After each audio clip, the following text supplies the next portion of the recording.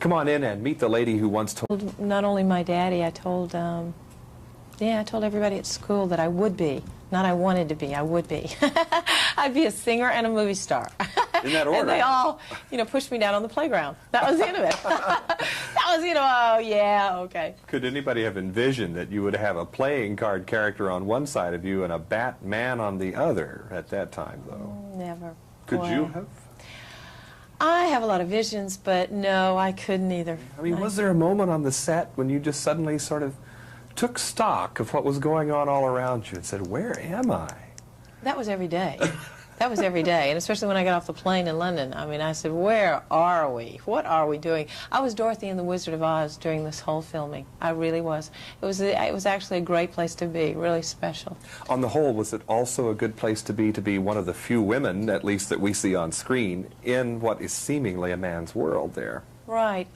Tim Burton calls it the Phantom of the Opera of the 80s, and believe you me, I felt like I was in the sewer half the time. I mean, no, it was like... Paris catacombs. No, it was like a surreal, or a surrealistic painting. It was like being a part of a fantasy that... but a very special place because Vicky was the light, I think, of the film. I think between the two, the evil and the dark, just the darkness of Batman, the darkness of the Joker. I think she was the light and the ground floor, so to speak. She was the reality. She was the one that could stand back with her bowl of popcorn and watch these little boys just go at it, and then all of a sudden fruitcakes, I think, is a word. Yeah, it's fruitcakes is exactly right. And then all of a sudden, then pull back and throw the popcorn bowl aside and then go for them and say, hey, snap out of it, enough of this crap, do you love me? Do you love me? And, and he says, no, I'm Batman. I think by the end of the movie, she didn't care whether he's Batman or not. You said something very interesting, too, about your own feelings as Vicky Vale towards Bruce Wayne and Batman. As you fell in love with Bruce Wayne, the fact that he was a Batman was sort of insignificant after all. Totally. Yeah, I love this. Totally, because...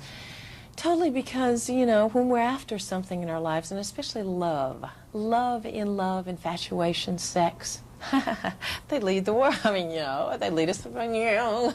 So, it's no different with Vicky Vale. I mean, she fell in love with Bruce Wayne, and, I don't care if he dresses up as Jack the Ripper and goes and whatever. It doesn't matter. By the end of the movie, I think she could care less about journalism. She could care less about bats. She could care less about the hoopla. She could care less. And so that's why it becomes unimportant. You mean love conquers all, even the instincts of a news hound? Absolutely. It's an old way to put it, but it's not. It lives forever. Is it really true that the Caped Crusaders' clothing or something came off on you? Traces of the rubberized substance? Yeah, yeah. It's just that Michael's outfit, it was so heavy and so hot, and it's, the heat. And there was a lot of heat on the set, and he was sweating half the time. He had to, the rubber itself was very black, and they had to spray it at times. It shined in certain ways, it would be offensive to the camera, whatever. So, therefore, they had to, mat it down with this black stuff, and it was all over me, all over him, all over... What kind of remover must you use to... I can't even remember what we used to get it off. I know it took a lot, it took something. It'd be hard to have a clandestine affair with a character like that and it'd be so telltale. I don't know. A little tough, but whoa.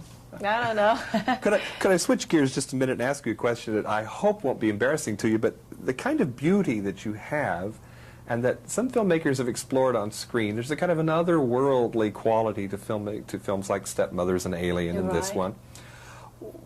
When does that become a detriment or a drawback in getting roles, when you have a quality that can be tapped like that? Right. I think I went through that when I first came to Hollywood, because there are so many pretty girls and, attractive women, and I was much more determined to outdraw that attractiveness or outdo it or be better than the attractiveness. I really, I write. I have music in my life. I have film. That's all I was interested in. I didn't care about being people being judgmental toward me. So I really tried to block that out of my mind and just went for it. And that's what you have to do. And I really want what I want. And I'm getting what I want. It's that simple. I believe in that very strongly. So I didn't let that paralyze me. It could have, you're right, and it could have done damage, and it was a detriment to me. I had to go through this little change in my mind saying, rather than trying to hide it and wear big clothes and always pulling my hair back in a ponytail and everything. I said, The front Jesus, it's look. just me, man. What can I do? You know, because in the 70s when they were doing films, you know, when films were coming in the 70s and early 80s, and when I was really in Hollywood, and I came to Hollywood in the early 80s and started off, I mean, look at the women. I mean, they weren't that attractive women that were getting the big roles in town, you know, so you had to sort of dress up and look dumpy and pray, you know. Well, I said, after a while, I said, this is ridiculous. Accept yourself, Kim, and just go for it, man. So that's exactly what I've done. And she did, and the little girl that wanted to become a movie star, Kim Basinger, did indeed do that. Thank you a Not lot. so many years later. Thank you. We were both in Hollywood talking about Batman. I'm John Tibbetts for KCTV5.